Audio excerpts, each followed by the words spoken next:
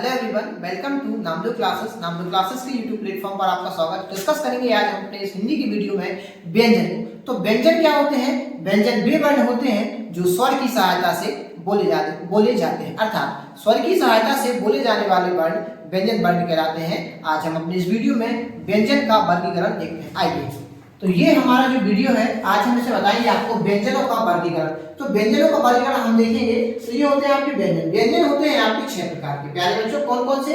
पहला होता है आपका स्पर्शी व्यंजन, जिसे हम बोलते हैं वर्गीय व्यंजन। इसे हम वर्गीय व्यंजन क्यों बोलते हैं? क्योंकि इसमें आपके 5 वर्ग होते हैं: का वर्ग, चा वर्ग, टा वर्ग, ता वर्ग और पा वर्ग। और ये जो पूरे वर्ग मिलकर बनता है 25। कितने हो जाते हैं हमारे? टोटल 25। और 25 होता है हमारा 5 का वर्ग, है ना। और इसको लिखते भी आप ऐसे इस टाइप में, है ना प्यारे बच्चों, है ना। का गा गा गा चले चले ना ना ना ना ता ता ता ना पाओ पाओ। तो ये सब वर्ग बन जाता है ना, इसलिए हम क्या बोलते हैं? इसे वर्गीय व्यंजन। और ये होते हैं हमारे 25। प्यारे बच्चों, तो पहला जो स्पर्श व्यंजन होता है प्यारे बच्चों, इसकी जो परिभाषा बोले तो जिन वर्णों के उच्चारण में वायु या जीव मुख के किसी अंग को स्पर्श करते हुए बाहर की तरफ कोई ध्वनि उत्पन्न करते हैं, जैसे का, खा, गा। प्यारे बच्चों, क्लियर है? अब देखिए दुर्गुण व्यंजन। तो दुर्गुण व्यंजन क्या होते हैं? दुर्गुण व्यंजन को हम क्या बोलते हैं प्यारे बच्चों? इसको हम उच्छिष्ट व्यंजन ही बोलते हैं और दुर्गुण व्यंजन ही बोलते हैं। इनकी संख्या होती है 2, ढा और डा। ढा नीचे हमारी ऊपर नीचे होती है, उन्हें हम बोलते हैं दुर्गुण व्यंजन। बात करेंगे हम अंतस्थ व्यंजन की। जो हमारा अंतस्थ व्यंजन होता है, इनकी संख्या होती है प्यारे बच्चों 4। कितनी संख्या होती है अंतस्थ व्यंजन की? अंतस्थ व्यंजन होते हैं हमारे 4। वो कौन से? या, रा, ला, वा। इनकी परिभाषा देखेंगे तो अंतस्थ व्यंजन की परिभाषा होती है: मुख से निकलने वाली वायु घूमकर बाहर की तरफ निकलती है ना। जैसे रा, ला, मुख से निकलने वाली वायु घूमकर बाहर की तरफ निकलती है। रा, ला, है ना, या। चलिए, अब हम देखते हैं प्यारे बच्चों संघर्षी व्यंजन। तो जो संघर्षी व्यंजन होता है भैया, ये हमारा संघर्षी व्यंजन है। कहां गया हमारा संघर्षी? हाँ, ऊष्म व्यंजन। ऊष्म व्यंजन को हम क्या बोलते हैं? संघर्षी व्यंजन, है ना। ऊष्म व्यंजन को भी हम क्या बोलते हैं? संघर्ष। क्यों बोलते हैं इनको? इनको बोलने में संघर्ष करना पड़ता है। मतलब एक मैं तरीके से बताऊं, इनको बोलने में संघर्ष करना पड़ता है।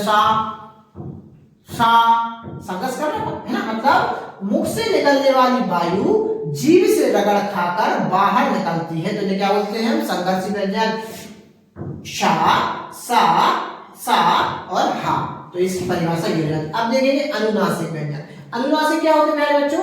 अनुनासिक व्यंजन उन्हें कहते हैं जिनमें नाक व मुंह दोनों ही मदद करते हैं, उन्हें हम अनुनासिक, मतलब जिनके उच्चारण में नाक और मुंह दोनों ही मदद करते हैं, उन्हें हम बोलते हैं अनुनासिक। इसके अनुनासिक का जो चिन्ह होता है, ये आपका ये चांद बिंदु है ना, चंद्रमा वाली चांद आंख, है ना। ये जो चंद्र बिंदु है ना, इसका संकेत क्या होता है? ये अनुनासिक का आपका संकेत होता है। पक्की बात? चलिए, अब देखते हैं संयुक्त व्यंजन। तो प्यारे बच्चों, संयुक्त व्यंजन क्या होता है? दो असमान व्यंजन वर्णों के मेल से, दो असमान व्यंजन वर्णों के मेल से जो शब्द वर्ण बनते हैं, ये जो शब्द बनता है, ये जो वर्ण बनते हैं, वर्ण बनेगा। दो असमान व्यंजन वर्णों के मेल से जो वर्ण बनता है प्यारे बच्चों, उन्हें बोलते हैं संयुक्त व्यंजन, है ना। जैसे छाछत्री का, है ना, ज्या का, त्रा, ज्ञानी का और श्रा या श्री, अपन इसको लिखते हैं ना, श्रा।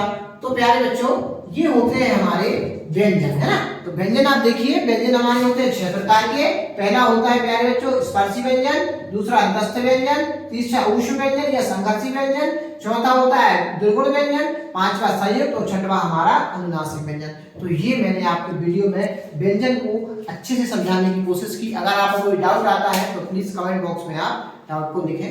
धन्यवाद।